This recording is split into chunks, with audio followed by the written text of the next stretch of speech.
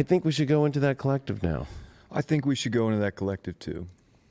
You know, as I'm putting a cigarette out right now, I had to have a cigarette to just show up for the show after my day that was going so well, and then just went, you know what I mean? Like, it must be like every day for Biden, like when everything going, it seems like it's going well, and he gets up on the podium and then he like farts and shits in his pants. I mean, that must, like, I'm surprised that guy hasn't smoked a cigarette yet. I would imagine his life sounds like your reels. Yeah, people have been watching my reels on Instagram for everything lately. I throw the fart in there on everything. I'm just like, welcome to the 2020s, the year of fart. I mean, there's fucking people that are fucking selling farts in a fucking mason jar. How much was she getting? She was getting a lot of money. Maybe that is love. Maybe that's the love we've all been waiting for. Maybe that's where we're going with this. Have you been just waiting for that mason jar just to open up and just to, that one moment too? It's just momentary love, just that whiff, and then it's gone. No, that would be horrible. That would be atrocious, actually. So Neptune. It is so Neptune. It is so Neptune. So actually, do you have anything last to say? Because I'm going to move a couple cards real quick just here that I forgot to move. Do I have anything to say? About especially like maybe twin flame, soulmate stuff, especially, you know, that was actually my first full disclosure with Craig was about that subject. Yeah. And it's been, gosh, 2+ years since that episode. I haven't talked about it since that episode. Well, I don't know. My opinion's a little, I don't know about the twin flame thing. I mean, soulmates I could kind of get behind, but I think we idealize them too much. I mean, it's so, again, we're talking about a lot of Neptune stuff. There's a lot about of Neo and Trinity? We're in Pisces season. It's a, you know, Venus, Mars, sextile Neptune. Twin flame, soulmate stuff, it is this sort of projection a lot of times, because is it mutual? Is it just somebody out there that we have a crush on? Like, what is it? And maybe there is a deep sense of what that is within somebody that they feel it. I can't really, I guess I've never been there, so I can't really say too much on it. But I mean, I don't base my life or love around any phrase that's catchy on social media or in communities. You've never been the runner? No, no. So we'll see. I mean, maybe it does exist. I'm not here to say it doesn't. You know, if you got a soulmate or twin flame out there, own it. Or maybe you're the run. Like maybe, well, it depends on what the runners identified. Are you running at something, or just, I guess all the ladies are just running to you, and you're just like, oh, I don't know. Oh man, I wish. It's a very weird thing. I mean, I think looking at the astrology, especially this Mars-Venus, multiple, you know, of 3 conjunctions from Leo, of course, in July of 2021 to then the one we just had last week that continues till March 6th here. That's in Capricorn, which Mars is overtaking Venus, and then Venus overtakes Mars at 0 Aquarius, where Jupiter-Saturn is. There's too many rare alignments all happening, and we're at, because then we have the big rare alignment of Jupiter-Neptune coming up here in about a month and a half. So I just kind of feel like if there were to be a time for any of these very destined, fatalistic relationships, which you can call soulmate, you can call twin flame, you can call Matrix 4 come out and kind of confirm it for us as well, this would be the time for it. And then if I think it's more of an experiment where, you know, you have your own consent to it. Right. You're not being forced through it. Or are we being forced by destiny? That's a good question. That is a good question. I think that this is going to be the week that starts to showcase the reveal of that. And, you know, I think the worst would be for somebody who feels like, no, I found it in a minute, and then it's not happening, and then it doesn't happen. And then, like, what do you do after that? That's, I think, the repercussions that a lot of people don't tell a lot of these people out there who go into this space. Like, you know, like, if it's not it, it's not it. And, like, some people just will not let go. Like, they'll be sitting in their room and just in crazy Neptune land, like, it's for sure, and then never experience any other love in their life. Like, it's kind of sad. So yeah, that's a sad existence. I agree. But if there was ever a time where it was reality, I would say that this is that sort of mystical time where really amazing bonds could show up out of nowhere. So, Booyah. All right, let's take Hey. a look and see what's going on with this Let's go. collective. I am feeling the cards out. Here we go. What is going on here? It's kind of, I pulled 2 cards at first. I pulled a Knight of Wands and a Justice card reversed. And I pulled 2 again. What is going on here? I got, as our challenge here, I got the Queen of Cups and the 9 of Pentacles in the challenge position. So we're going to be, this is kind of crazy. Oh, and our spiritual advice is the 5 of Pentacles reversed. I do like that. And how do we get through this? 10 of Cups reversed. I think this is about not having so many expectations, especially with the Justice card reversed and the Knight of Wands here. I think it's like, take your leaps, but don't be judgmental or don't have an expectation, especially seeing that 5 of Pentacles here as our outcome reversed. Like, we don't want to put ourselves in a place where we over-expect and then it doesn't show up, especially with the challenge here feeling alone. 9 of Pentacles with the Queen of Cups, not feel like we're only self-soothing ourselves and maybe wanting more, especially this is a relationship reading. Or we want somebody who just kind of wants to stay single, or they want to be on their own, and that could be a challenge. Or we feel like we're isolated from somebody. But that 10 of Cups reversed, again, that is an interesting way to get through this. Is we can look at it a couple ways. I'm going to get a confirmation on how. Yeah. Stop trying to repeat the same cycles of what you think is going to finally bring you happiness that never did. With maybe somebody or some situation, or thinking that somebody will change finally their mind. I don't think that you're going to see that, especially with the challenge of a Queen of Cups and that 9 of Pentacles. So if you're expecting somebody to change their mind, definitely not happening. And especially, why did we get that Justice 9 of Wands there? 3 of Wands reversed. I mean, I think that we have to not be afraid to keep looking out to the horizon line. We just can't be like, well, I'm done. I'm set. This is it. I think that this is not a time to be like, I'm done. I'm set. And if you are set, then you need to kind of reevaluate where it's all going.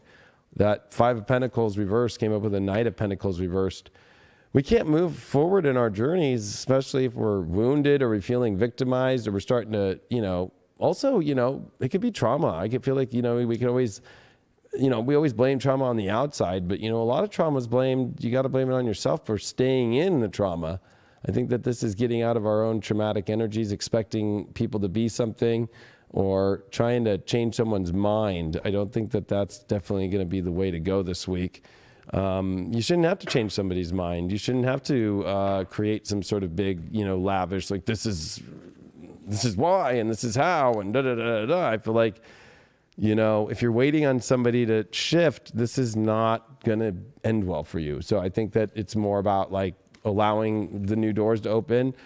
Why are you holding yourself back and being actually of disservice to yourself by not leaping into new energy that's going to make you feel better in your life? I think that you got to really take a stand for yourself in a much better place and stop licking your wounds with salt and just move on and fill those wounds up by not even them being wounds because they're not connected anymore. I feel like a lot of cord cutting.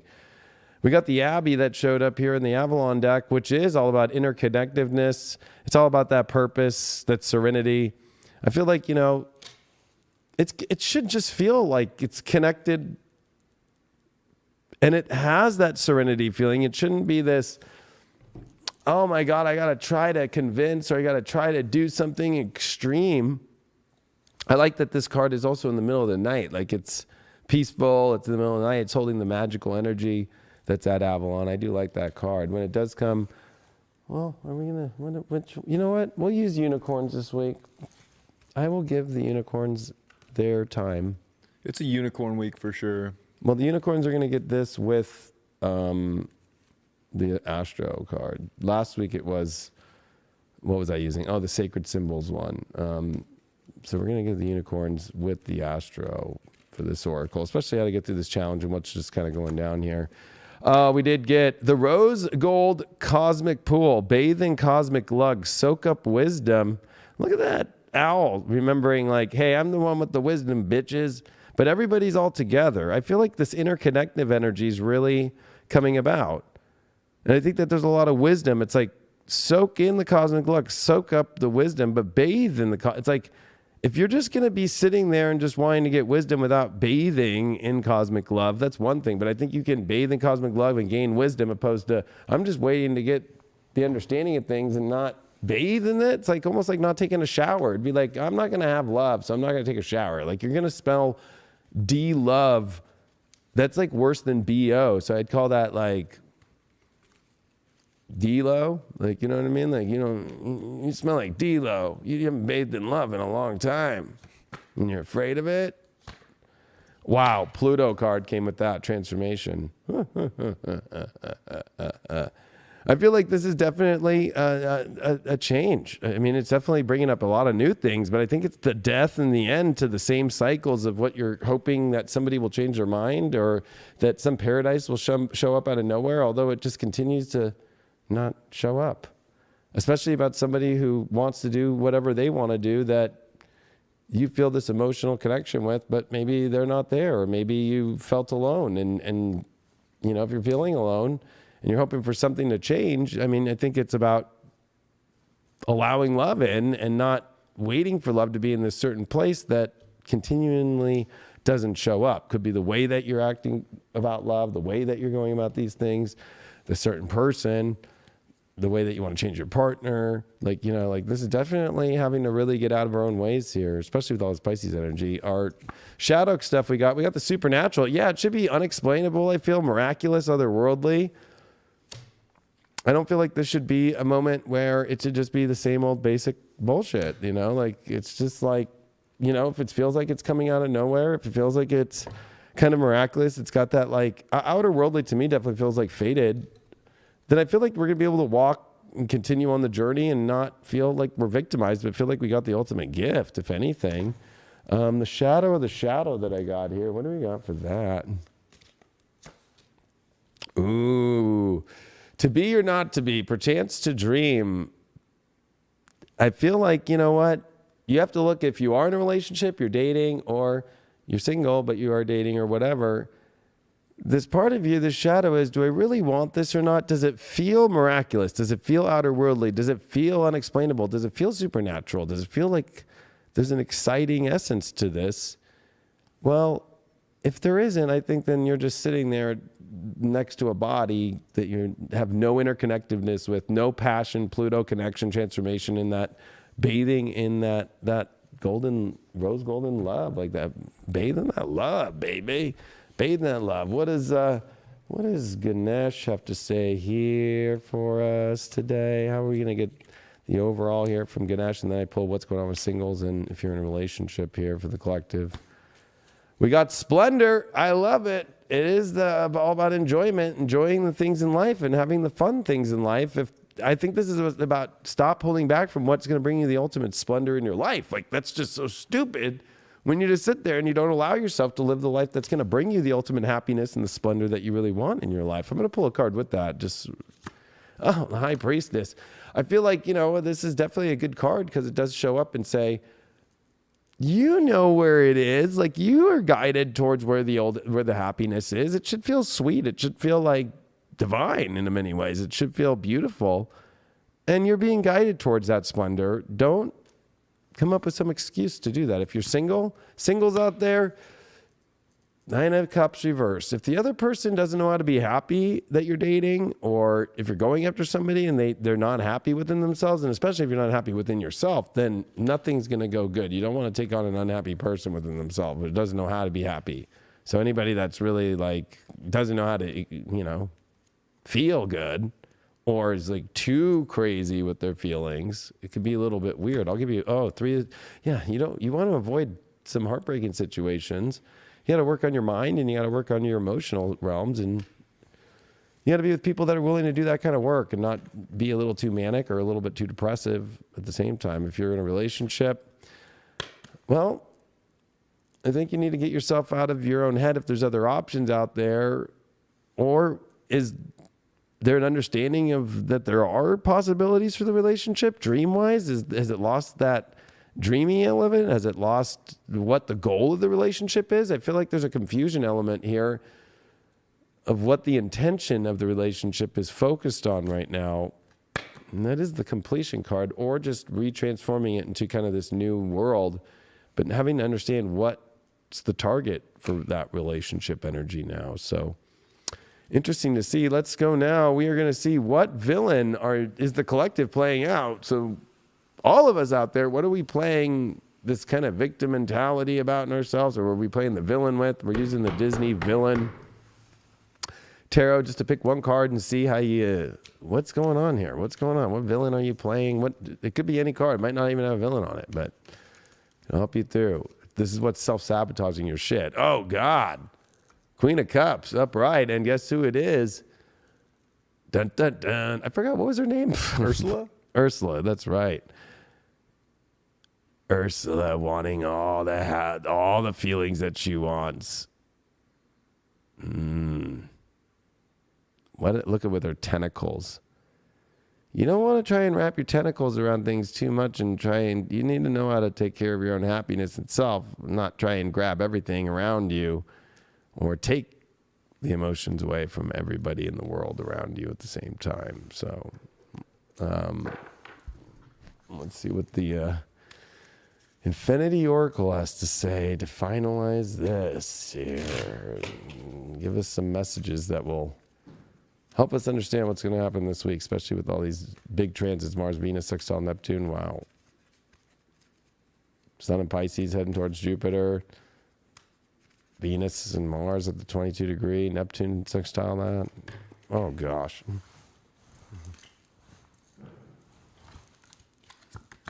It's been a Saturn square my Mars day, and it's also been a moon opposing my moon opposite Uranus, which are both T-squaring to my Venus at 11 Leo.